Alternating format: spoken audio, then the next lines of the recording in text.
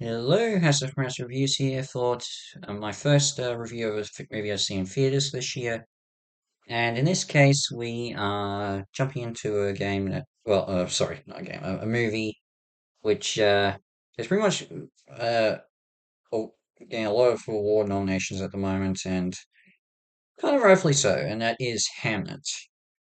Now, I'm a huge when it comes to Shakespeare. I mean, I like his plays. I really do. And everything. And he's best. We all know how much important he is to literature and everything. But when you were to ask me what I find the most fascinating about him is actually more his personal life. I love the plays, but I want to look more into his life, personal life, and everything. I find it more fascinating. Um, it's always been. I've always wanted to look into and see movies that deal with his life and some of the stuff and the stuff that happened in it because there's some very interesting facets and stories amongst there. And Hamnet was one film I was interested in taking a look at. Um, for those who don't know, I mean, yes, there's a bit of a this does tie into the making of Hamlet, but the main focus is the death of Shakespeare's only son, well, named Hamnet, who died when he was 11 years old, and the effect that had on him, his wife, Agnes Hathaway or Anne Hathaway, if you really want to be more technical, and his two sisters, but mainly the his twin sister Judith. Honestly, I don't really think Susanna had anything really major in it, but basically this is about Shakespeare families. They dealt with the tragedy, well, at least a few of the members. Um, and I find this film really fascinating in regards to that because you know look, I don't know for sure if this is the exact way Hamlet died. I'll have to double check the history, and but from what I can tell, it is about right. Though whether or not his younger sister was sick before he became gravely ill, I don't know for sure. Again, I'll have to check. But yeah, it is interesting to say the least. Everything, but Um, and I do find that very fascinating. And while Shakespeare is a prominent figure in this, the main focus is actually on uh, Agnes or Anna. I've always referred to her as Anne Hathaway, but people, in her father's will, she's known as Agnes, so they call her Agnes here. So okay, she's the main focus, and you do learn a bit about her, and she's another person within Shakespeare, the life of Shakespeare. I wanted to know more about his own wife and everything. And I mean, this doesn't go into more the future aspect. Like, I mean, we all know the story in Shakespeare's will as to what he left his wife, and we don't get that, which isn't part of the story. I mean, we're dealing with something earlier on, but she is fairly supportive of William's um, desires and everything, and why he wants to do what he does. And she supports him going to London, though, and to be a playwright. But I will say, I think this is one fact I do know they did exaggerate on. Shakespeare didn't leave for London till after I think the twins were born. I think it was 2 or 3 years after the twins were born. That's when he first went to London. So they do change that aspect. I don't know if it's in the book that was written by the screenplay by the person who did the screenplay for this, Maggie O'Farrell. Um, so yeah, there is that, but it's relatively tame. You don't really need to worry about that. Um, with Shakespeare himself, I don't know if it was proven. It's been proven that this, but they sort of portray him that he has ADHD in this, and I wouldn't be surprised. It could be true. I don't think so, but I think they did a portrayal of someone like that fairly well enough. Look, I don't know if people could be offended by it. I don't have ADHD, but I do know people who do. But it is pretty obvious. he is somewhere within that rating and everything. And yeah, you can definitely tell that. Um, of course, much like other well, not really documentaries, but films based on real life events, you don't get too much on certain angles, like Agnes's family outside of her brother or half brother. Um, Even Shakespeare's family as well. I mean, his mother, played by Emily Watson, uh, sh she's prominent. His father isn't. I, Again, I'll have to double check the facts about what Shakespeare's father was actually like, but I don't really know. And his brothers and sister and all that.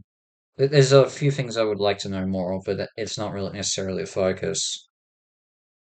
I think. Hmm, when it comes to how this affected Shakespeare to make Hamlet, they address it a little bit, but it's not necessarily important. Though again, I don't mind it because it's not the main focus. They do sort of address as at the end and how it was both. They sort of say make it like a coping mechanism for Anne or Agnes, sorry, and Will. So yeah, that's something. The film was directed by Chloe Zhao, who, as you know, directed The Eternals. Well, her last directorial work was Eternals. And although I know a lot of people didn't like it, and I can see why, I don't think it's the worst of Marvel's multiverse saga. I even said it back there later. I think the worst is the Marvels, and I could see there were a few things that could, if they were maybe written better, they could have made the film a lot, stronger. And this is why I think Eternals, if if it had a better writing at certain stages, this is what it was, and you can definitely see her vision behind it. And and the actors all get involved in it. Jesse Buckley, Paul Mescal, they're all great. I already mentioned Emily Watson. And Steven Spielberg produced it, and you can tell he's got a bit of a fingerprint on it as well. Yeah. Um, in general, I think honestly, there's really great stuff in it. I mean, Hamlet's death could be disturbing if you get frightened or sick in the stomach watching deaths of young children. But honestly, I found it very effective, and um, it actually I think broke the person sitting next to me into tears actually. So I actually do think I actually may have had a single tear go down my eye. That was effective. That was really, really effective. And, even some of the other stuff like, Shakespeare when he performs in Hamlet as Hamlet's father, everything that's good. Um, and I don't know if that's the ending where Hamlet dies in the play. I'm not sure if that's the reaction from the crowd when that happens. If that Maybe it happens actually. I don't know, but I don't know. I don't know really know, but it was effective. But with that, the ending is really good. It's a really strong ending. But the music choice for this, I mean, the music score is fine. It's honestly fairly quiet, fairly reserved, and I appreciate that. You don't get much music, but when it does, it's used effectively.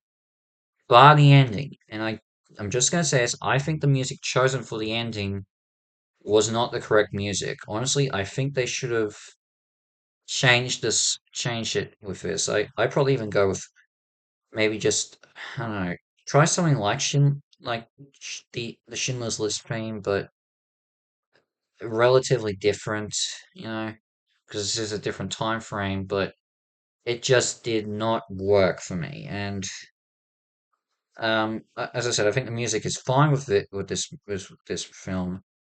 I was really impressed, but that one moment, it just was not the correct choice.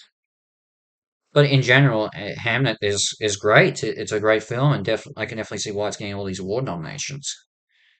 Whether or not I can call it the best film that was released in 2026, because this is no, 2025, because this is a 2025 movie, but even though it was released in United Kingdom and Australia here in 2026.